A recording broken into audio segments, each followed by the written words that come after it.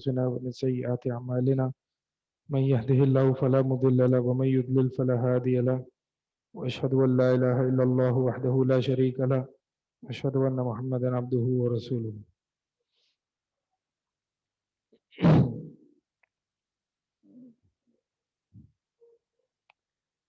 Page number 50 ہے.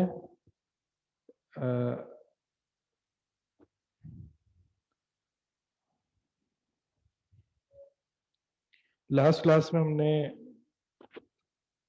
تقلید کے تعلق سے کچھ بات کی تھی اور جس کا خلاصہ یہی تھا کہ تقلید شخصی جو ہے وہ جائز نہیں ہے. اور تقلید شخصی وہ کہ ایک شخص کی تقلید کرنا ہر اس کے اقوال اور افعال میں اور اس کو حجت اور دلیل سمجھنا، نبی صلی اللہ علیہ وسلم کی احادیث اور قرآن کی آیات کو ڈس ریگارڈ کرتے ہوئے، تو یہ تقلید شخصی ہے جو کہ جائز نہیں ہے بلکہ شرک تک لے جاتی ہے.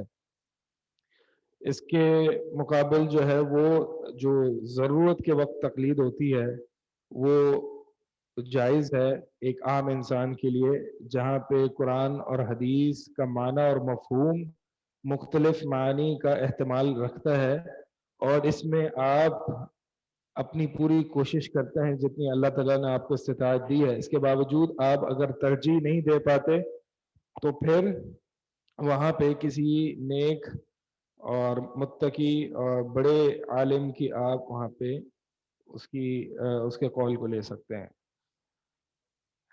تو یہ بات ہوئی تھی. اگر اس کے متعلق کوئی سوال ہے تو ٹھیک ہے، ورنہ ہم آگے چلتے ہیں. لاسٹ کلاس میں میرے خیال میں سوالات رہ گئے تھے. اگر اس متعلق سوال ہیں تو بتا دیں.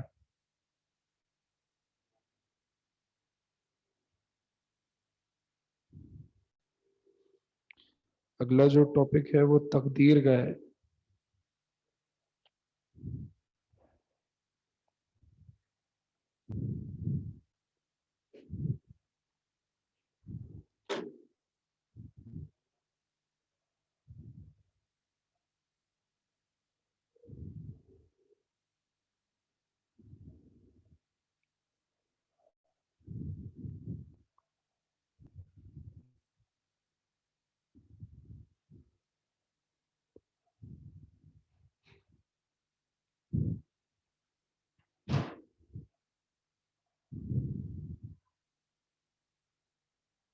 جی ہاتھ ریز کیا ہوا ہے وجیہہ جی، سوال کیجیے. جی السلام علیکم سر. سر ایک کسی نے گائیڈ کیا تھا کہ اگر کسی ایسی جگہ پہ جائیں جہاں پہ لوگ کسی ایک خطیب کو فالو کرتے ہیں تو بہتر ہے کہ وہاں پہ جا کے انہی کے حساب سے عمل کریں، کیونکہ فتنے کا اندیشہ ہوتا ہے اور لوگ موسٹلی اس چیز کو ریکگنائز نہیں کرتے. جیسے انہوں نے کہا تھا کہ لوگوں کو بہت سارے لوگوں کو علم نہیں ہوتا، وہ اس کو دین سمجھتے ہیں، وہ اس کو یہ نہیں سمجھتے کہ فقہ میں مطلب تھوڑی سی ڈفرینسیشن ہے. فتنے کا اندیشہ سے مراد کیا ہے آپ کی؟ کس طرح کا فتنہ؟ مطلب میں نے پڑھا تھا کہ جیسے انہوں نے کہا تھا کہ کچھ انہوں عوام نے اس کہا طرح کے تھا ہوتے ہیں. بیسکلی میں نے یہ آپ شاید نہیں جانتے کہ عبداللہ عزام شہید ایک مجاہد تھے، تو انہوں نے وہ بیسکلی افغانستان میں انہوں نے جہاد کیا تھا، تو انہوں نے یہ گائیڈ، ان کی بک میں نے ایک پڑھی تھی، اس میں انہوں نے کہا تھا کہ جو وہاں پہ جہاد کرنے جائے وہ صرف حنفی طریقے کو فالو کرے، کیونکہ لوگ موسٹلی دنیا بھر سے جاتے تھے. تو انہوں نے یہ کہا تھا کہ آپ کا سوال جو میں لوگ سمجھا ہوں وہ یہ ہے کہ کہیں ایسی جگہ مقام پر جہاں پہ کوئی ایک پرٹیکولر فقہ جو ہے وہ فالو کی جاتی ہے تو وہاں پہ آپ وہی فقہ جو ہے وہ فالو کریں، کیونکہ تاکہ فتنے کا اندیشہ نہ ہو. یہی سوال ہے؟ جی کیونکہ لوگ اس کو ہی دین پورا سمجھتے ہیں، اس کی چھوٹی سی ڈفرینس کو بھی سمجھتے ہیں کہ دین سے باہر ہو گیا اور وہ اس پہ فتنہ فساد کر دیتے ہیں. تو یہ کیا صحیح بات ہے؟ صحیح ہے. ایک تو یہ ہے کہ ہم چاہے کوئی بھی مقام ہو، ہم پابند ہیں اللہ اور اس کے رسول کے، ہم کسی مذہب کے پابند نہیں ہیں. آخرت میں ہم سے سوال یہ نہیں ہونا کہ آپ نے فلاں مذہب کی پابندی اور اس کی تقلید کیوں نہیں کی. آخرت میں ہم سے سوال یہی ہونا ہے سیدھا سادہ کہ اللہ اور اس کے رسول کی جو ہے وہ اتباع کی یا نہیں کی. تو کسی مقام پر جا کے جو ہے وہ پھر تو یہی ہوا نا کہ آپ نے لوگوں کو اور ترجیح دی ہے اور اللہ اور اس کے رسول کے قول کو ترجیح نہیں دی. نہیں، اللہ اور اس کے رسول کی اطاعت کا تقاضا یہ ہے کہ چاہے جو بھی مقام ہو، کہیں بھی ہو، وہاں پہ جو ہے وہ اللہ اور اس کے رسول کی بات کو ہی مانا جائے گا. کسی پرٹیکولرلی کسی مذہب کو جو ہے وہ بلائنڈلی فالو نہیں کیا جائے گا. فتنہ کیا ہو سکتا ہے زیادہ سے زیادہ؟ لوگ انکار کریں گے, لوگ آپ پہ عجیب سی شکلیں بنا کے دیکھیں گے, تو کوئی مار تو نہیں ڈالیں گے نا, قتل تو نہیں ہو جائے گا کوئی. اگر کوئی مثالی طور پر ان کی فقہ کے مطابق عمل نہیں کرتا تو کوئی لوگ آپ کو قتل تو نہیں کر دیں گے اس بنیاد پر. ہاں قتل کر دیتے تو پھر ہم اس کے متعلق دوسری بات میں کہتا, لیکن ایسا تو نہیں ہوتا کہیں. بس زیادہ سے زیادہ لوگ جو ہے وہ الٹی سیدھی باتیں کریں گے. تو اس طرح تو دین کے کاموں میں ہوتا ہے, دین کے کاموں میں اس طرح کی تکلیف تو آتی ہیں, انبیاء پر آئیں, صحابہ کرام پہ آئیں. تو یہ کوئی فتنہ نہیں ہے, اس کو فتنہ نہیں کہیں گے. یعنی لوگ تو داڑھی رکھنے پہ بھی الٹا سیدھا کہتے ہیں, حجاب کرنے پہ الٹا سیدھا باتیں کرتے ہیں. تو اس کا مطلب یہ تھوڑی کہ ہم لوگوں کو جو ہے وہ لوگوں کی وجہ سے اللہ اور اس کے رسول کو کال چھوڑ دیں گے. ہم نے تو دیکھنا ہے کہ اللہ اور اس کے رسول نے کیا کہا, اور اس میں جو ہے وہ ظاہر سی بات ہے جو پریشانیاں آتی ہیں اس پر ہم نے صبر کرنا ہے. تو یہ کوئی فتنہ نہیں ہے, یہ تو جو دوسروں کی طرف سے اعتراضات ہیں ان پر صبر کرنا ہے.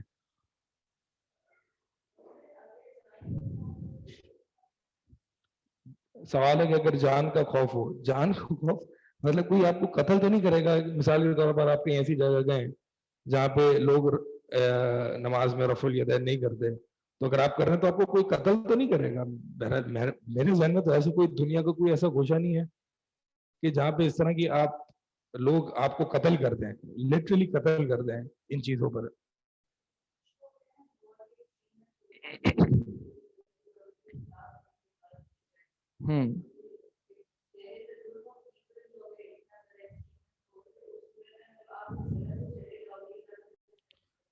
طاقت کے مطابق اگر اللہ تعالیٰ نے استطاعت دی ہے تو پھر کلمہ حق جو ہے وہ آپ نے برقرار رکھنا ہے. لیکن اگر واقعی جان جانے کا خطرہ ہے تو وہاں پہ جو ہے وہ تو قرآن میں بھی آتا ہے کہ کفر بھی کہا جا سکتا ہے. اگر کوئی گن پوائنٹ پہ آپ کو یعنی قتل ہونے کا خدشہ ہے تو وہ تو کفر بھی اس پہ کہا جا سکتا ہے. اور اللہ تعالیٰ نے یہ شرط لگائی کہ وَقَلْبُهُ مُطْمَئِنٌ بِالْإِيمَانِ, شرط یہ ہے کہ اس کا دل جو ہے وہ ایمان پر مطمئن ہو. تو اس طرح کی مجبوری میں تو سور کا گوشت بھی کھایا جا سکتا ہے, شراب بھی پی جا سکتی ہے. قرآن میں فَمَنِ اضْطُرَّ غَيْرَ بَاغٍ وَلَا عَادٍ فَلَا إِثْمَ عَلَيْهِ. تو اگر کوئی مجبور ہو جائے, اور مجبوری یہ نہیں ہے کہ ہر کہ لوگ گالیاں دے دیں آپ کو تو آپ مجبور ہو جائیں, یا لوگ الٹی سیدھی باتیں کریں آپ کے مطابق, یا لوگ آپ پر غصہ ہو جائیں, یا طرح طرح کی باتیں بنائیں. تو یہ کوئی وہ مجبوری نہیں ہے. مجبوری سے مراد یہ کہ کوئی جان جانے کا خطرہ ہو. توقیر فون آپ کو انمیوٹ کر لیتے ہیں. جی سوال کیجیے. جی السلام علیکم سر. لیکن قرآن میں تو یہ لکھا ہوا ہے کہ وَعَارِضْ عَنِ الْجَاهِلِينَ, کہ جاہلوں سے جو اگر کسی کو علم نہیں ہے, آپ مطلب فقہ کا یہ میں اس کہاں کو کوئی لکھا ہوا بات ہے؟ نہیں کر رہی. وَعَارِضْ عَنِ الْجَاهِلِينَ قرآن میں ہے نا کہ جاہلین جو ہوتے ہیں ان سے اعراض برتنا چاہیے, جن کو پتہ ہی نہیں ہو, معلومات ہی نہیں ہو. تو اگر ان سے ہم بحث کرنے لگے تو پھر وہ مطلب کہنا چاہیے لڑائی یا جھگڑا یا کوئی فتنہ, اس کا ہی بھی اندیشہ ہوتا ہے. تو اگر لیکن ایک جگہ پھر قرآن میں یہ ہے نا کہ آگ کی لگام پہنائی جائے گی ان کو جو اگر حق کی بات کو چھپائے گا. تو بعضوں کو سمجھ میں نہیں آتا کہ مطلب اس چیز کو مطلب ڈیفائن کریں یا خاموش رہیں کہ کیا کریں.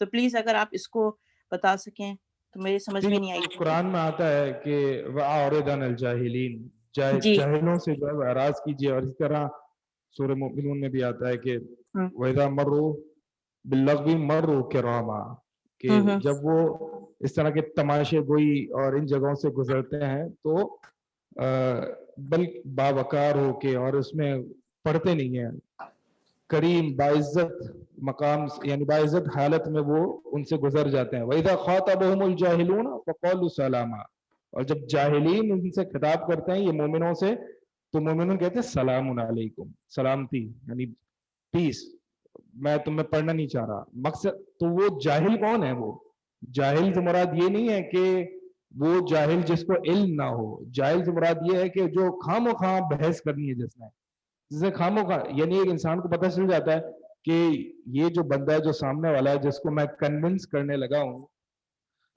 کیا یہ مانے گا یا اس نے بس ضد پہ ہی رہنا ہے. یہ فضول میں جو ہے نا اس نے ایسی بحثیں کرنی ہے اور آرگیومنٹس پیش کرنی ہے, ماننا واننا ہے نہیں. یعنی کچھ لوگوں کی مزاج میں ہوتا ہے ہر بات میں انہوں نے بحث کریں, یعنی حتیٰ کہ ایسا ہوتا ہے कि अगर उनको कहेंगे कि भाई अभी रात हो रही है, क्योंकि वो कहेगा नहीं दिन हो रहा है, यानी मुखालफत आप उसने करनी, ये तो तय कर लिया उसने कि मुखालफत करनी है। अब वो कैसे करनी है वो फिर अपने तरीके के जो है वो आर्ग्यूमेंट्स आपके सामने रखेगा। तो ऐसे लोगों से फजूल है कि आप जो है वो मतलब आप थोड़ा सा उनको कन्विंस करने की कोशिश करेंगे तो आप पहचान जाएंगे कि ये वाकई हक का मुतलाशी है या फिर ऐसी जाहिल है और बहस कर रहा है। तो ऐसे यानी लोगों से आप बहस आप ये कह रहे हैं कि मतलब उनको मालूमात हो सारी लेकिन फिर भी वो बहस कर रहे हैं, तो फिर खामोश रहना बेहतर है, जी ये जी है आप? जी। अच्छा। अगर या फिर ऐसे होगा अगर उसको मालूमात नहीं भी है और आप उसको मालूमात दे रहे हैं, लेकिन आपको पता चल गया, उसको पता चल गया कि मैं जो बात कर रहा हूं वो सही है, लेकिन फिर भी उसने बहस करनी है, तो खामो खा जो बहस करनी है इस फजूल, ये फजूल ही आता है। तो ठीक उसमें है, कोई एक गुनाह नहीं है, बस आप खामोश अगर हो जाएं तो कोई गुनाह नहीं है फिर आप पे, है ना? हाँ, बस आप खामोश हो जाएं और चले जाएं, सलाम अलैकुम, यानी बस सलामती हो, ठीक है, मैंने आपको समझा दिया, लकुम दीनुकुम वलिय दीन। तो लकुम दीनुकुम वलिय दीन जो सूरह काफिरून में, वो इस वक्त है कि ठीक है हमने तुम्हें समझा दिया, हमारी दावत तुम तक पहुंच गई, हमारी हमने हदीसें बयान कर दी, कुरान की आयत बन गई, हुज्जत कायम हो गई, अब है लकुम दीनुकुम वलिय दीन, कि अब तुम्हारा दीन तुम्हारा रास्ता, मेरा रास्ता अपना मेरा मेरा दीन। ये उस वक्त नहीं है कि ठीक है सबको अपने अपने रास्ते चलने दो, everyone is free to choose his religion, everyone is free to choose his path। ये वो मुराद नहीं है, यानी वो लिबरल फ्रीडम मुराद नहीं है कि हर बंदा जो है वो आजाद है, जहां उसको जाना है चला जाए। तो बहुत सारे जो लिबरल्स होते हैं वो इस तरह की आयत कोट करते हैं कि लोगों को छेड़ो नहीं, मतलब हर बंदे का अपना व्यू पॉइंट है और हर बंदा अपने अपने रास्ते पर ठीक है, और फिर वो कुरान की आयत पेश करते हैं, देखें अल्लाह ताला ने फरमाया ला इकराह फिद्दीन और लकुम दीनुकुम वलिय दीन, कि तुम्हारे लिए तुम्हारा दीन, मेरे लिए मेरा दीन। तो ये इब्तिदा में नहीं है, इब्तिदा में नहीं, वरना नबी सल्लल्लाहु अलैहि वसल्लम ने इतनी मारे क्यों खाई, साहबा ने इतनी तकलीफें क्यों उठाई? ये तब है कि जब आपने पूरा कन्विंस कर दिया, समझा दिया, इसके बावजूद फजूल में बहस कर रहा है, तब है कि अब आपने अब अल्लाह ताला ने आपको जबरदस्ती इन पर वकील नहीं बनाया कि आपने इनको मुसलमान करके या इनको हक बात उतार के ही छोड़नी है, क्योंकि हिदायत तो अल्लाह के हाथ में है। इन्नका ला तहदी मन अहबब्ता, ए नबी आप हिदायत नहीं दे सकते जिसको आप पसंद करते हैं और मोहब्बत करते हैं। तो हिदायत तौफीक जो है वो अल्लाह के हाथ में है, आपका काम सिर्फ रास्ता दिखा देना है, रास्ता दिखाना है, बहरहाल आपने दावत देनी है, तो हिदायत वो आयत, उतारना आपका काम नहीं है। अच्छा वो आयत उसी बारे में है कि उसके बारे में तुम सवाल नहीं किए हो जाओगे जो उन्होंने किया, यानी जो उम्मत थी वो गुजर गई, जो पहली उम्मत थी वो गुजर गई, अब जो तुमसे उसके बारे में लहा सवाल मा नहीं किया कसबत वलकुम मा कसबतुम। जी, तो ये क्या उसी से ये आयत रिलेटेड है कि नहीं? लहा मा कसबत वलकुम मा कसबतुम, हाँ, ये वला आयत तुसअलूना जो है वो अम्मा इससे कानू रिलेटेड, यामलून, है ना? यानी तुम्हें इससे इस आयत से मुराद ये कि जो काम उन्होंने किए हैं उनको उनका बदला मिलेगा। आपको नहीं, आप इतनी गौर खौज में नहीं पड़ो कि जो पुराने लोगों ने जो है वो क्या किया। अब जैसे कि बाज लोग हमारे यहाँ भी सहाबा के अंदरूनी और जो आपस में जो इस तरह के बातें हुई थी आपस में सहाबा के दरमियान, बशर थे, इंसान थे, अब उसमें गौर खौज करना कि ये सहाबी सही थे और वो सहाबी सही नहीं थे, इसने गलत किया उसने गलत। भाई जब आपको आपका बदला मिलेगा, अगर आप अपनी जबान खराब करोगे उनके बारे में तो फिर आप मारे जाओगे। ये मुराद है कि आपने जो गुजर चुके हैं उनको हुज्जत बना के और उनको दलील बना के, नहीं ये तो हमारे बाप दादा तो ये करते थे तो हम भी ये करेंगे, या फिर उनके बारे में बातें करना कि वो तो सही थे और ये तो नहीं थे। भाई वो गुजर चुके, वो अपना अमल अपनी जजा पालेंगे। आपको क्या करना है, आपको इसलिए नहीं भेजा गया कि आप तबसरे करो पुरानी कौमों पे और दूसरे लोगों पर, आप अपने आप को सही करो और अपनी मेहनत करो। जी जज़ाकल्लाहु खैर। ठीक है, और किसका है? तस्नीम बानो जी।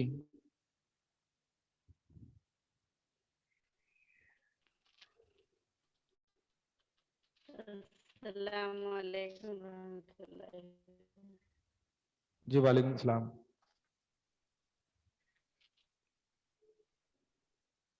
अस्सलामुअलैकुम रहमतुल्लाहि। وعلیکم السلام جی، سوال کیجیے، آواز آ رہی ہے.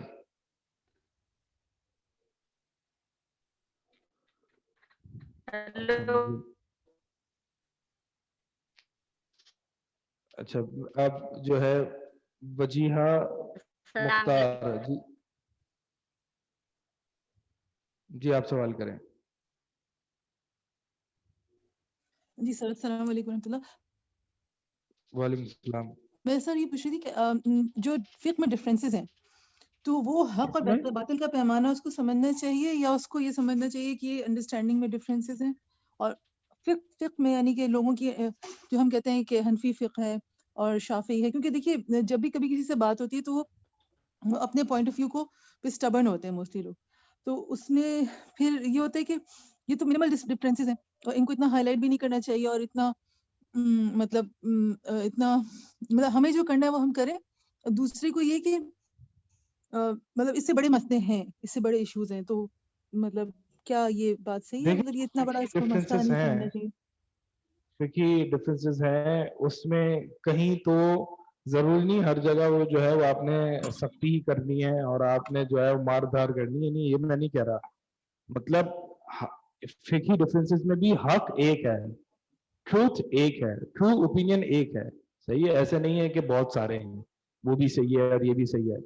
جہاں تک آپ کا سوال یہ رہا کہ تو ہم نے یہ کم از کم یہ سمجھنا ہے اور لوگوں کو یہ سمجھانا ہے کہ بھائی یہ جو اختلافات ہیں اس میں حق ایک ہی ہے، دو نہیں ہے. جہاں پہ میں نے ٹالریبل ڈفرینسز کی بات کی تھی کہ جو جن اختلافات میں گنجائش ہے اس میں بھی حق ایک ہی ہے، اور جو میں نے صحابہ کی مثال دی تھی تو اس میں بھی نبی صلی اللہ علیہ وسلم کی مراد ایک ہی تھی، یا تو اثر وہیں پڑھنا یا اثر جو ہے وہ وقت سے پہلے پڑھنا. نبی صلی اللہ علیہ وسلم دونوں مرادیں نہیں ہو سکتی، ٹھیک ہے. تو جہاں پہ ڈفرینسز ٹالریبل ڈفرینسز بھی ہے وہاں پہ بھی یہ بات سمجھنے کی ضرورت ہے کہ حق اس میں بھی ایک ہے. جیسے کہ میں نے ایک ٹالریبل ڈفرینسز کی بات یہ بھی کی تھی کہ رکوع کے بعد ہاتھ باندھنا یا ہاتھ چھوڑنا، اس میں حق ایک ہی ہے، صحیح بات ایک ہی ہے. نبی صلی اللہ علیہ وسلم کے مطابق جو عمل ہے وہ ایک ہی ہے، دونوں نہیں ہے. دونوں کو صحیح سمجھنا اور یہ صحیح یہ رویہ صحیح نہیں ہے. ہاں ان اختلافات کو حل کرنا ہنسی سر خوشی لوگ تو کہتے ہیں کہ اور بردرہڈ میں رہتے ہوئے اس میں کوئی مسئلہ نہیں ہے. سر کچھ لوگ تو کہتے ہیں کہ حضور صلی اللہ علیہ وسلم کے مطلب جیسے دونوں اعمال ان سے ثابت ہیں تو آپ دونوں پہ عمل کر سکتے ہیں، کوئی ایسا مسئلہ نہیں ہے. دونوں اعمال یہ ثابت زیادہ ہے تو بہتر پھر لگے اس کی آپ کو دلیل ہونی اس کو چاہیے کر نا، لیں. مطلب دلیل ہونی چاہیے کہ ٹھیک ہے دونوں اعمال ثابت ہیں تو اس کی پھر دلیل ہو کہ نبی صلی اللہ علیہ وسلم نے یہ بھی کیا اور یہ بھی کیا. اب جیسے نبی صلی اللہ علیہ وسلم نے حج قرآن کیا ہے، ٹھیک ہے، لیکن حج اور نبی صلی اللہ علیہ وسلم نے ایک ہی حج کیا. جب نبی صلی اللہ علیہ وسلم نے ایک ہی حج کیا تو حج قرآن ہی کیا ہے. تو حج تمتع کیسے ثابت ہے؟ نبی صلی اللہ علیہ وسلم کے اقوال سے. دیگر صحابہ کو نبی صلی اللہ علیہ وسلم نے بتایا کہ یہ حج تمتع کرو تم. اگر مجھے پتا ہوتا کہ حج تمتع میں کیا ہے تو پھر میں بھی حج تمتع کرتا پہلے سے، اور پہلے سے یہ جانور اپنے ساتھ نہ لاتا بطور حدی. تو وہاں پہ اب یہ کہیں گے کہ ہاں ٹھیک ہے حج تمتع بھی ثابت ہے، حج قرآن بھی ثابت ہے، حج افراد بھی ثابت ہے، تینوں طرح کے حج ثابت ہیں. اگرچہ نبی صلی اللہ علیہ وسلم نے ایک ہی کیا ہے تو نبی کے فعل سے حج قرآن ثابت ہے، نبی کے اقوال سے حج تمتع ثابت ہے اور افراد ثابت ہے. تو اس کی دلیل ہوگی کہ دونوں کیے ہیں. صحیح ہے سر مگر اصل میں ہمارے ماحول میں آپ تو ماشاءاللہ بہتر جانتے ہوں گے کہ بہت زیادہ فرقہ واریت ہے اور ان چیزوں کو اتنا بڑا ایشو بنا ہمارے دیا گیا ہے. ماحول میں 20 رکعت واپس ریپیٹ تراویح کیجیے. ہمارے معاشرے میں پاکستان کی بات کر رہی ہوں، بہت زیادہ فرقہ واریت ہے اور ان چیزوں کو اتنا بڑا ایشو بنا دیا گیا. میں نے باقاعدہ بکس پڑھی ہیں جو کہ 8 رکعت اور 20 رکعت کی تراویحوں کے مناظرے پہ لکھی ہوئی تھی. یعنی وہ بک لکھنا اور اس کو چھاپنا اور بانٹنا یقیناً نیکی سمجھ کے کیا گیا ہوگا. تو یہ کہ اتنا بڑا معاملہ ہے کہ اس پہ اتنا بڑا ایشو بنایا جائے، یا کوئی اور بھی ایشو ہو، فار ایگزامپل رفع یدین یا واٹ ایور، تو کیا اتنا بڑا ایشو ہے کہ اس کے اوپر بکس لکھ کے چھاپ کے بانٹی جائیں اور ایک دوسرے کو غلط سمجھا جائے. یعنی میں اگر کسی مسجد میں نماز جا کے پڑھ رہی ہوں، ٹھیک ہے، ہو سکتا ہے کہ میرے کوئی وجہ ہو یا میری انڈرسٹینڈنگ میں بھی کمی ہو سکتا ہے، تو لیکن اگر مجھ سے کوئی ہارشلی بہیو کرے گا تو مجھے تو نہیں اچھا لگے گا، کیونکہ میں تو وہاں پہ جا کے اللہ کی عبادت کے لیے جا کے نماز پڑھ رہی ہوں. ٹھیک ہے، مجھے رفع یدین کا نہیں پتا، مجھے نہیں پتا، کوئی مجھ سے کہے گا تم رفع یدین کرو، میں تو نہیں کر رہی ابھی کیونکہ مجھے پتہ ہی نہیں ہے. ہاں مجھے ہو سکتا ہے آج سے میں اس کے بولنے کے 10 مطلب ہو سکتا ہے کہ 3-4-5 مہینے کے بعد مجھے پتا چلے کہ ہاں واقعی رفع یدین ثابت تھا، لیکن اس کا بیہیویئر تو مجھے دل دکھا کے چلا گیا نا، کیونکہ اس نے مجھے عجیب طریقے سے بہیو کیا. اسی طرح سے صحیح ہے. مطلب میں اس وجہ سے کہہ رہی ہوں کہ میں بیسکلی فقہ حنفی فالو کرتی ہوں، لیکن پھر مجھے بعد ٹائم پتا چلا کچھ چیزیں ہیں جن میں بہتری ہے کہ مطلب کیا فالو اب میں کرتی رفع ہیں یدین آپ؟ کرتی ہوں، فقہ حنفی فالو کرتی تھی ٹھیک ہے. یا کرتی ہوں صحیح بھی، ہے. لیکن رفع یدین کا مجھے پتا چلا کہ ہاں اس کا مطلب ہے بہتر ہے، لیکن یہ مجھے آج سے تقریباً 10 سال لگے مجھے یہ چیز سمجھنے میں. تو کیا صحیح اتنا ہے. کسی اور کو نہیں دے دینا چاہیے گنجائش؟ آپ کیا کہتے ہیں؟ دیکھیں ایک تو یہ آپ اتنا نے بڑا بات مسئلہ یہ تو کہی نہیں ہے کہ نا کہ میں اس کے اوپر حملہ کر دوں. ایک آپ نے بات یہی کہی کہ یہ جو فقہی ڈفرینسز آف اوپینین ہے کہ تراویح 8 رکعت ہے، 20 ہے، 23 ہے، 36 ہے، 40 ہے، یا رفع الیدین سنت ہے یا نہیں ہے، یا طلاق جو ہے وہ ایک وقت میں 3 کاؤنٹ کی جائیں گی یا ایک وقت میں ایک ہی کاؤنٹ کی جائے گی، یہ جو فقہی ڈفرینسز ہیں، میں بھی آپ کا سوال جو ہے وہ ریپیٹ کر رہا ہوں، ٹھیک ہے؟ غلطی کروں تو بتا دیجیے گا. یہ جو فقہی ڈفرینسز ہیں اس میں کیا اتنی توجہ دی جائے گی اس میں کہ اس پہ کتابیں لکھی جائیں اور بانٹی جائیں اور پھر اس کے ذریعے جو فرقہ واریت پھیلائی جائے اور قتل و غارت اور خون خرابہ اور ایک دوسرے کو گالیاں نکالی جائیں اور کفر کے فتوے لگائے جائیں، کہ یہ اس طرح حق کو عام کرنے کا طریقہ یہ صحیح ہے؟ یہی سوال ہے آپ کا؟ ایک چیز اس میں اور ایڈ کی تھی سر میں نے، وہ یہ کہ وہ بعد میں قتل و ایڈ کیجیے غارت گا. اور وہ اس سے الگ تعلق ہے. آگے چیزیں ہو گئی. میں تو کہتی ہوں کسی کو صرف ہیوملیٹ کرنا یا کسی کو ڈسٹرب کر دینا جو مسجد میں آیا ہے، جو مسجد میں آیا ہے، جو نماز پڑھ رہا ہے، جس کو ابھی اتنا پتہ نہیں ہے، اس کو صرف ڈسٹرب کر دینا اپنے بیہیویئر سے، یہ بھی مجھے مناسب نہیں لگتا، صحیح ہے. کیونکہ وہ ایک عامی انسان ہے. لیکن لیکن آپ آپ نے بتا دیں ابھی کہ یہ 2 چیز باتیں بہتر کی ہے. ہیں. آپ نے 2 باتیں کی ہیں کہ اس ڈفرینسز آف اوپینین ہر بندہ اپنی تعصب میں اور جو اس کا بیہیویئر ہے خاص طور پر اس کو بتلانے کا کہ صحیح بات کیا ہے. ایک تو آپ نے بیہیویئر کے تعلق سے بات کی ہے اور ایک آپ نے یہ بات کی ہے کہ ان ڈفرینسز آف اوپینین میں جو صحیح اوپینین ہے اس پہ اتنی کتابیں لکھی جائیں اور اس کو اتنا جو ہے وہ پھیلایا جائے اور ایز اے ریزلٹ کہ اس کے نتیجے میں برا بیہیویئر اپنایا جائے اپنے مخالفین سے، شادیاں نہیں کی جائیں ان میں اور قتل و غارت ہو، الٹی سیدھی باتیں ہوں. صحیح ہے. آپ نے 2 سوالات یہاں پہ کیے.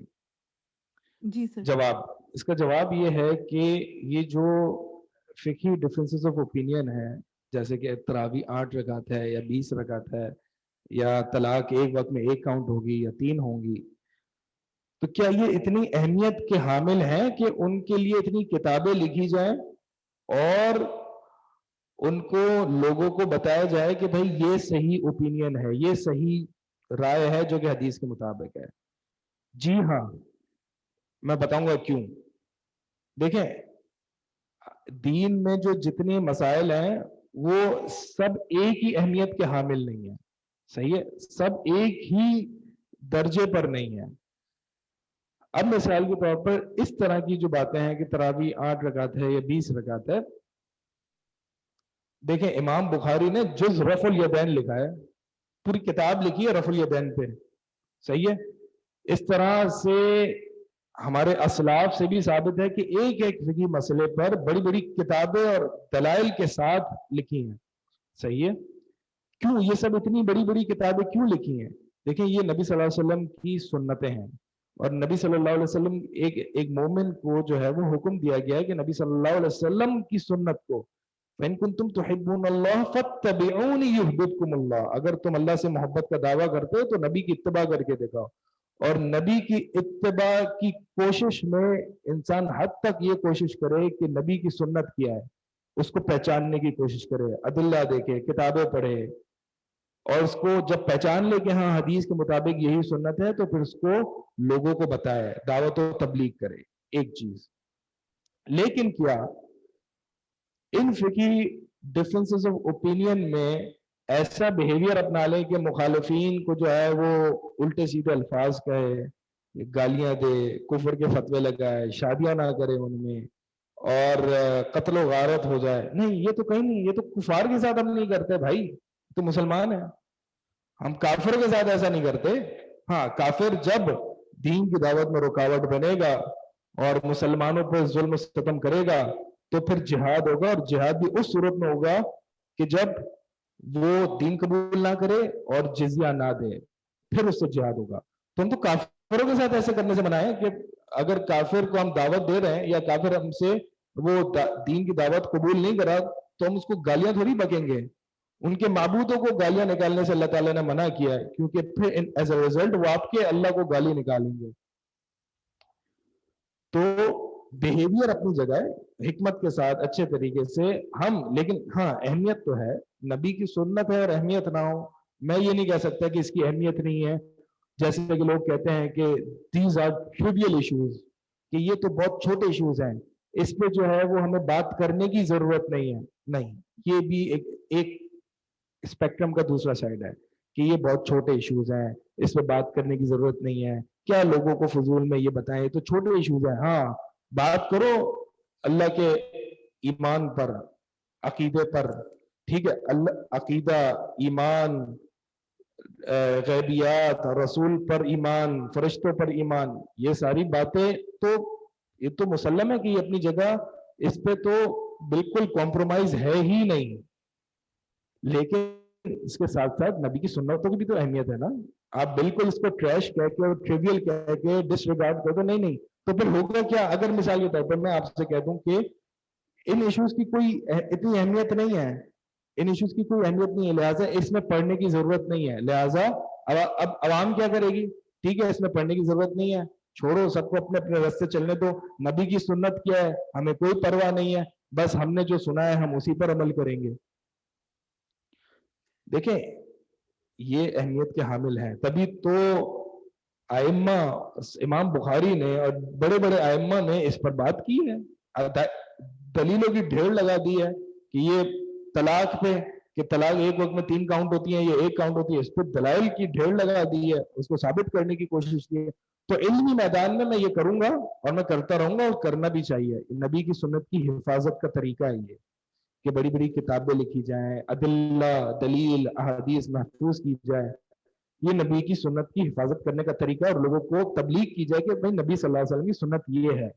لیکن اس کو یہ کہہ دینا کہ یہ تو چھوٹے ایشوز ہیں, اس پہ بات نہیں کرنی چاہیے. اگر بات ڈیبیٹ کرنی ہے تو یہود و نصارہ سے کرو, یہ ایتھیسٹ سے کرو, ٹھیک ہے, ان سے بھی کرو, وہ زیادہ امپورٹنٹ ہے. لیکن یہ بھی اپنی جگہ امپورٹنٹ ہیں, یہ بھی اپنی جگہ امپورٹنٹ ہیں. اس کو بالکل جو ہے وہ غیر ضروری کہہ کے ڈس ریگارڈ کر دیا جائے, یہ نبی کی سنت کے ساتھ یہ معاملہ نہیں ہونا چاہیے. دوسری بات یہ رہی کہ پھر بیہیویئر کون سا اپنا ہے, ڈپینڈ کرتا ہے مسئلہ کون سا ہے. اگر عقیدے کا مسئلہ ہے تو بیہیویئر تھوڑا سخت ہوگا, فقہی مسئلہ ہے تو بیہیویئر میں نرمی ہوگی, بیہیویئر میں نرمی ہوگی. لیکن بہرحال میں حق کو ثابت کروں گا, حق کو ثابت کروں گا, سچ کیا ہے, سنت کیا ہے, یہ میں ثابت کروں گا, میں لوگوں کو بتلاؤں گا. یہ ہمارا کام ہے, ایک دوسرے کو نصیحت کرنا. بیہیویئر کیسا ہوگا؟ بیہیویئر تو یار موسیٰ علیہ السلام کو اللہ تعالیٰ نے کہا وَقُولَ لَهُ قَوْلًا لَيِّنًا, فرعون کے ساتھ جب دعوت کا معاملہ رکھو تو اس سے نرم بات کہنا. تو بیہیویئر تو کہیں بھی سخت ہے ہی نہیں.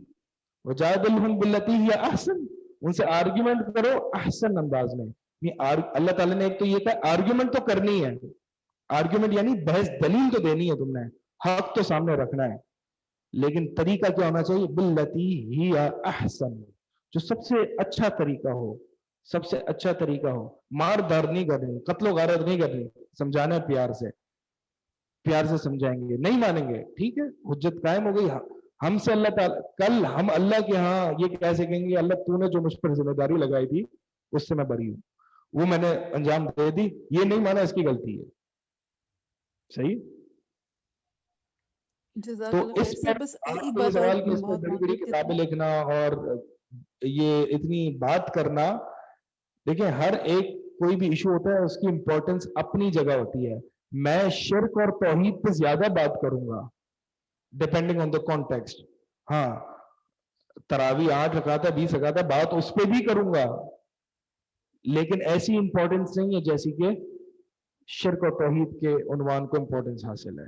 تو یہ تو ہر شخص بات سمجھتا ہے, لیکن میں اس ایگزیجریشن سے آپ کو بچا رہا ہوں کہ میں یہ کہوں کہ یہ بالکل ہی ٹریویل ایشوز ہیں, پیٹی ایشوز ہیں, ان میں پڑھنے کی ضرورت نہیں ہے. یہ رویہ صحیح نہیں ہے. نبی کی سنت کو پہچاننے کی ضرورت کیوں نہیں ہے بھائی؟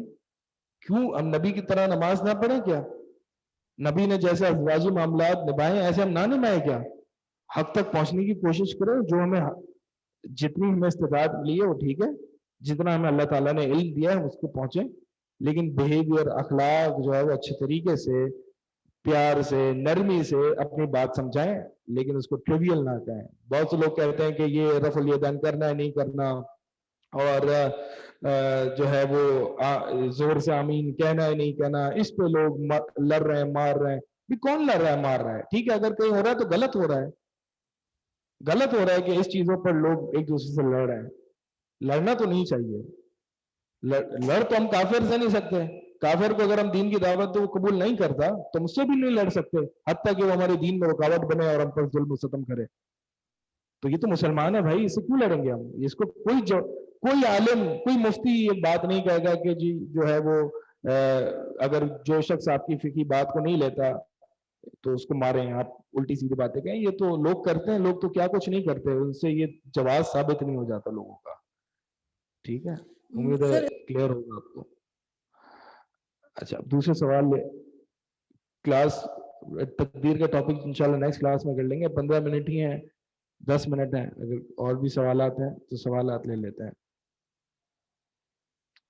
صرف وربلی سوال لے رہے ہیں ہم، اور جو تو لہذا وربلی کر لیں۔ جی نفیسہ نسرین آپ کو انمیوٹ کیا ہے، السلام علیکم ورحمۃ اللہ وبرکاتہ شیخ صاحب۔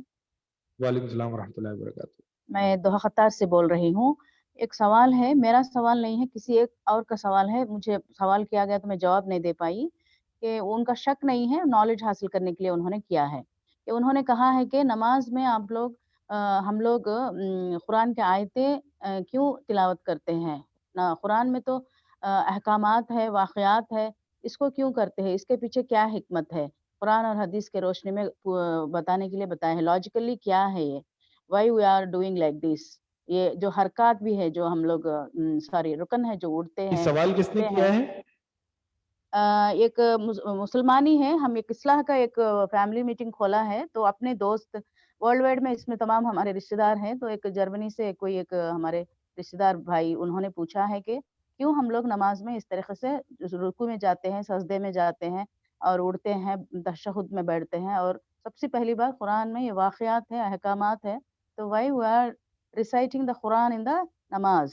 وہ ان کا سوال تھا، تو میں نہ جواب نہیں دے پائی۔ میں نے ایک سمپل جواب دی، مجھے جتنا میرے پاس علم تھا، کہ میں نے بولی کہ یاد دہانی ہے، جو بھی ہم کرتے ہیں تو یاد دہانی کے لیے، کہ ہم جو احکامات ہوتے ہیں تو سود نہ کھانا ہے، حرام مال نہ کھانا ہے، تو یہ ہمارے لیے یاد دہانی ہوتی ہے کہ ہمیں غلطی سے بچے، یہ 5 ٹائمز اس لیے ہم لوگ کرتے ہیں۔ اس طریقے کا سوال جواب میں نے دی، پھر میں نے بولی کہ میں شیخ صاحب سے پوچھ کے بتاؤں گی کہ اس ریئلی اس میں حدیث اور سنت میں حدیث اور قرآن کے روشنی کہ میں اللہ کیا ہے؟ تعالیٰ نے ہمیں حکم دیا ہے تو ہم نے جو ہے وہ ایسے ہی کرنا ہے، ٹھیک ہے۔ اللہ کی بندگی کا تقاضا یہ ہے کہ اللہ نے آپ کو حکم دیا ہے نماز میں آپ نے قیام کے دوران قرآن کی تلاوت کرنی ہے، اور پھر رکوع کرنا ہے، پھر سجدہ کرنا ہے۔ اس کو کہتے ہیں احکام تعبدی، یعنی یہ وہ ہے کہ جو صرف محض عبادت ہے، اللہ نے جیسے ہمیں بتایا ہے ویسے ہی ہم نے کرنا ہے، یہ اللہ کے آگے سبمیشن اور بندگی ہے۔ رہی بات اس کی کوئی ریشنل بیسس ہے، ریشنل جسٹیفیکیشن ہے کہ ہم کیوں کرتے ہیں، دیکھیں اللہ کا کلام ہے، اللہ کا کلام جب ہم نماز میں پڑھتے ہیں تو نماز کیا ہے؟ It is a conversation between you and Allah. تو ہم جو ہے قیام میں اللہ تعالیٰ کا کلام پڑھتے ہیں، ٹھیک ہے۔ اسی طرح ہم سورہ فاتحہ پڑھتے ہیں جو کہ اللہ کا کلام ہے، سورہ فاتحہ پڑھتے ہیں، سورہ فاتحہ میں اللہ تعالیٰ نے ہمیں دعا کا ڈھنگ سکھایا ہے۔ جب سورہ فاتحہ پڑھتے ہیں تو اللہ تعالیٰ جواب دیتا ہے، مثال کے طور پر جب بندہ کہتا ہے کہ الحمدللہ رب العالمین، تو اللہ تعالیٰ عرش کے اوپر سے جواب دیتا ہے حمدنی عبدی، میرے بندے نے میری حمد بیان کی۔ کہتا ہے مالک یوم الدین مجدنی عبدی، کہ میرے بندے نے میری بزرگی بیان کی۔ تو یہ ایک کانورسیشن کا سلسلہ چلتا ہے، ہم اللہ نے ہمیں ڈھنگ سکھایا کہ اللہ سے بات کیسے کرنی ہے، تو وہ ہم وہی نماز میں کرتے ہیں۔ اللہ نے ہمیں بتایا کہ سجدے اور رکوع میں ذکر کیسے کرنا ہے میرا، تو ہم نے اسی طرح جو ہے وہ اللہ تعالیٰ سے اس طرح کانورسیشن کا سلسلہ ہے، ٹھیک ہے۔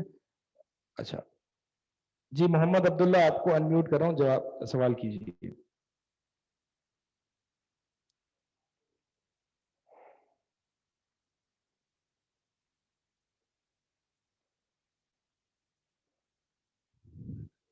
جی السلام علیکم ورحمۃ اللہ. وعلیکم السلام. ہلو جی آواز آ رہی ہے. جو تراویح کے جی جو بات ہو رہی تھی تراویح کے سلسلے میں، اصل میں جو حکمت کی بات میں اگر ہم موطا امام مالک کی جو تفاصیل لیتے ہیں تو اس میں اگر یہ بات آ جائے کہ ٹھیک ہے جی، بعض جو صحابہ کرام جب پڑھتے تھے تو جب چونکہ سورۃ بقرہ کے برابر قرآن پڑھتے تھے اور لمبی ہو جاتی تھی، ٹیک لگا کے کھڑے ہوتے تھے، تو اس میں یہ چیز ثابت نہیں ہو جاتی کہ اگر ہم پڑھنا چاہیں تو کوئی 20 پڑھ رہا ہے تو اس کو ہمیں لڑنے کی ضرورت نہیں ہے اس کے ساتھ، بلکہ یہی ہے کہ بات ہے حکمت کی بھئی یہ ٹھیک ہے کہ اس کا مطلب پڑھنے دیں، 10 پڑھ رہا ہے، 12 پڑھ رہا ہے، 20 پڑھ رہا ہے، تو اس میں ہمیں کیا اختلاف ہے پھر اس بات پہ ہم ان کو صرف یہ ٹھیک ہے کہ آپ صلی اللہ علیہ وسلم کی سنت تھی اتنی تھی، لیکن اگر جو پڑھ رہے ہیں ہم اس کو اس لیے کہ کیوں منع کریں گے کہ جی آپ کیوں پڑھ رہے ہیں؟ بالکل آپ کی بات صحیح ہے. ایک تو آپ نے بات یہ کہی کہ لڑ رہے ہیں، لڑ نہیں رہے بھائی، لڑ کون رہا ہے؟ ایک بحث مباحثہ ہو رہا ہے.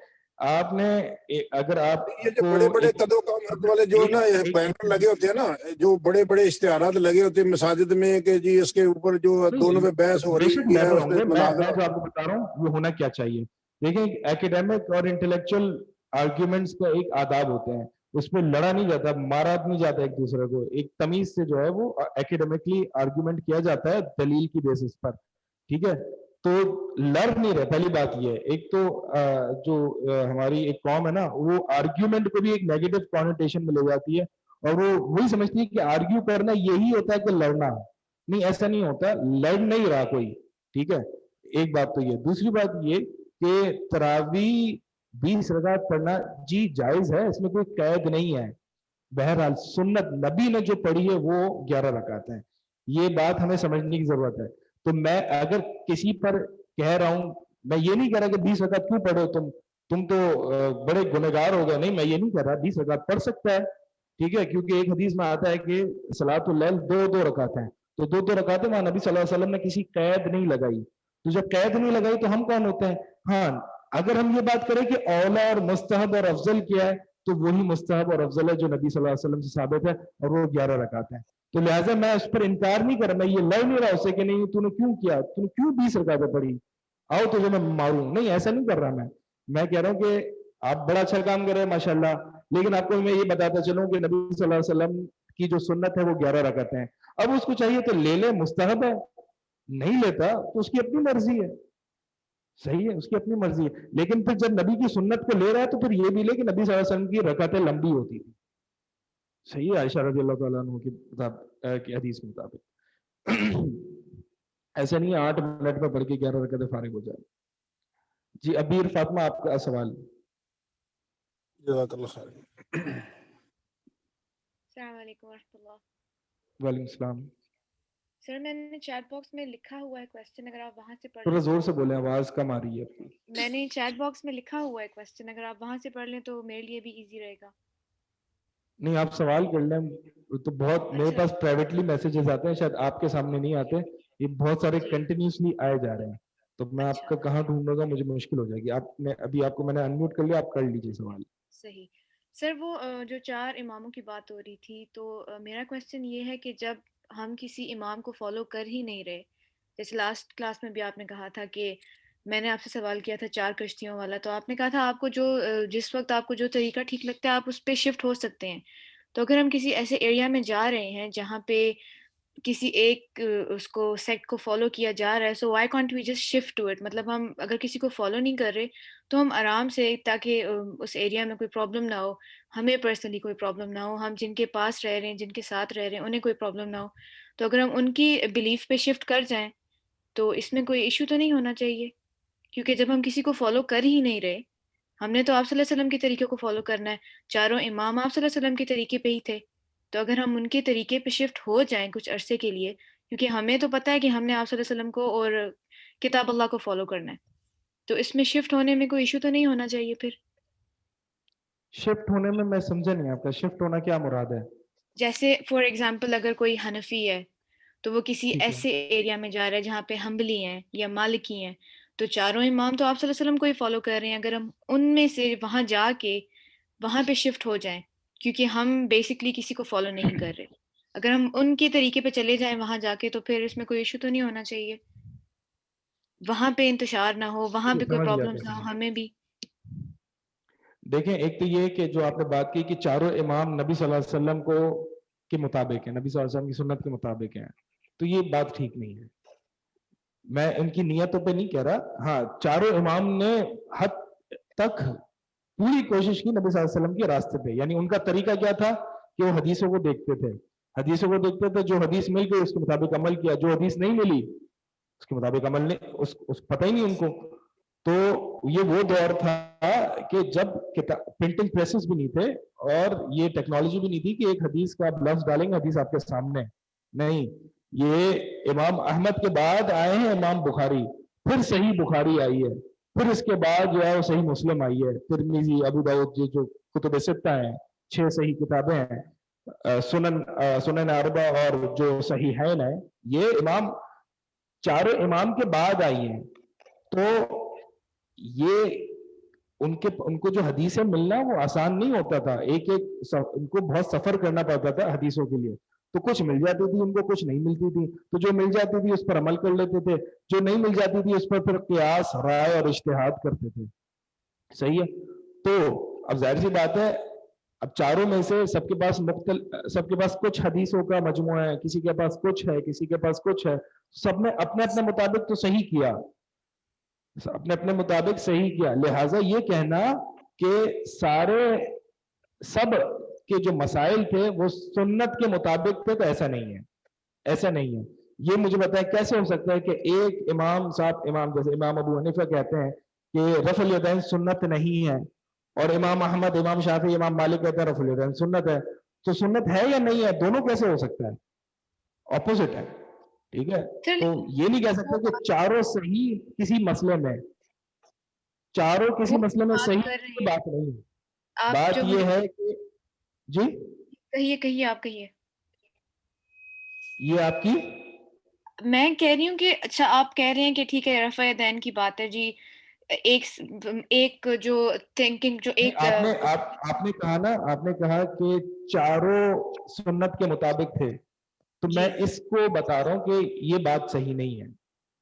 لیکن سر وہ چاروں جو صحیح منہج اور صحیح طریقے پہ تھے، اس پہ تو کوئی انکار نہیں. چاروں ہمارے ائمہ ہیں، لیکن چاروں نے کسی مسئلے میں سنت کو پا لیا حقیقی طور پر، تو ایسی بات نہیں ہے. یہ میں بتا رہا ہوں آپ کو. صحیح ہے سر. لیکن جو وہ بات کر رہے ہیں وہ بھی تو کسی ریفرنس سے ہی کر رہے ہوں گے نا، ان کے پاس بھی تو کوئی نہ کوئی ایسا ٹیکسٹ ہوگا جس کے بیسس پہ وہ کلیم کرتے ہیں.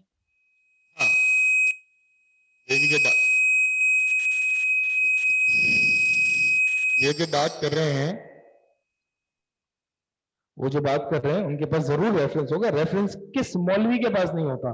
شیعہ کے پاس جائیں وہ بھی ریفرنس دے گا آپ کو، آغا خانی کے پاس جائیں، قادیانی کے پاس جائیں، وہ نبی کے بعد صلی اللہ علیہ وسلم کے بعد دوسرے نبی کا ریفرنس دے گا آپ.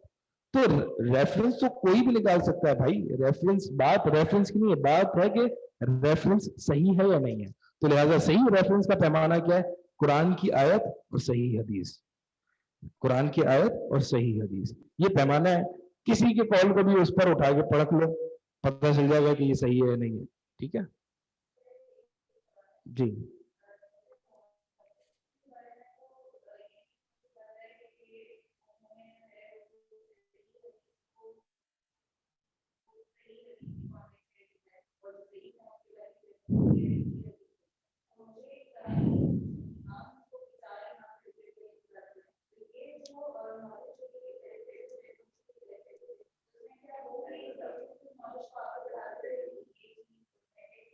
واٹس ایپ آخری سینٹنس ریپیٹ کیجئے.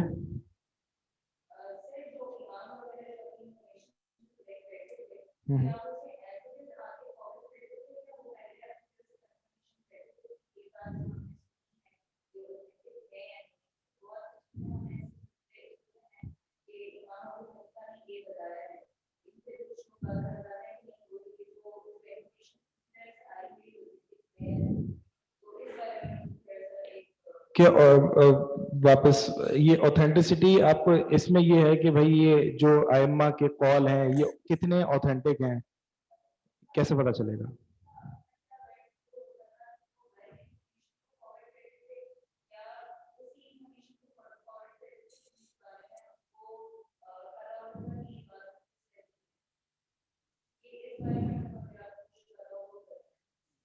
मतलब आपका सवाल ये है कि जो मुहद्दिसीन वगैरह थे वो सिर्फ वही इंफॉर्मेशन आगे पास ऑन करते थे कि जो वो सही समझते थे, या फिर वो सारी इंफॉर्मेशन आगे पास कर देते थे? ये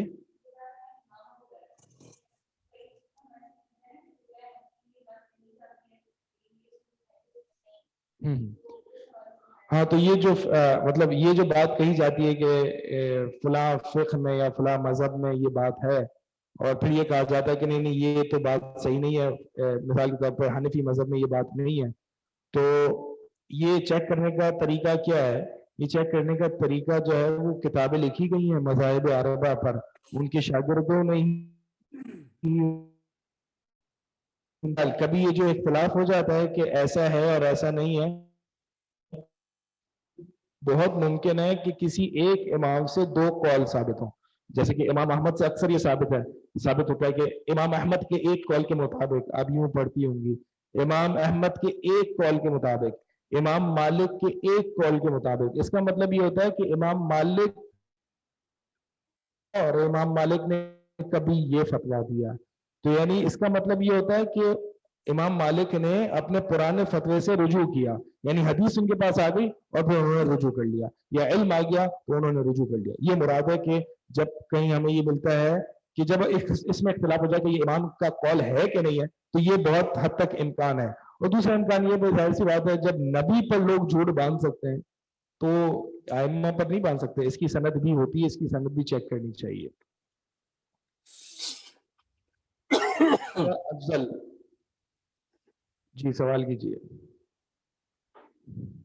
अस्सलाम वालेकुम सर।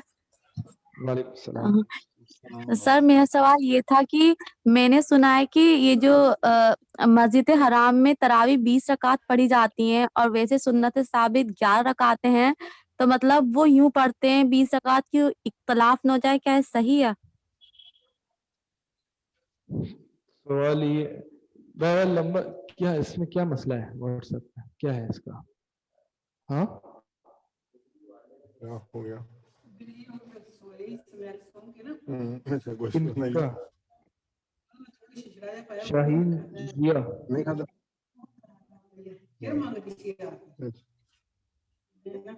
अच्छा, अब मैं आपका सवाल का जवाब बाद में दूंगा जी। किसी की वालदा की डेथ हो गई है, कौन सी स्टूडेंट है ये? फर्स्ट ईयर की है, फर्स्ट ईयर की स्टूडेंट हैं शाहीन जिया, और वालदा का नाम है अफरोज बेगम जी। उनकी डेथ हो गई है। अल्लाह मगफिर लहा वरहमहा वआफिहा वअफ़ु अन्हा वअकरिम लहा नुज़ुलहा। अल्लाह ताला उनकी मग़फ़िरत फरमाए, अल्लाह ताला उनको जन्नत के आला दर्जात नसीब फरमाए, अल्लाह ताला उनको कब्र के मामलात आसान फरमाए। सब दुआ कर लीजिएगा। ठीक है, क्लास हम यहीं पे रोकते हैं, फिर इंशाल्लाह नेक्स्ट क्लास में हम पढ़ेंगे, फिर आखिरी 2 क्लासेस जो है वो देख लेंगे, क्वेश्चन आंसर। कुछ पा दे जी, शक्कर पा दी नहीं, वो तो कल की पुरानी बात है। सारे कुछ पा दे। कौन अनम्यूट है? वो कल की बात है ना, म्यूट हो जाए।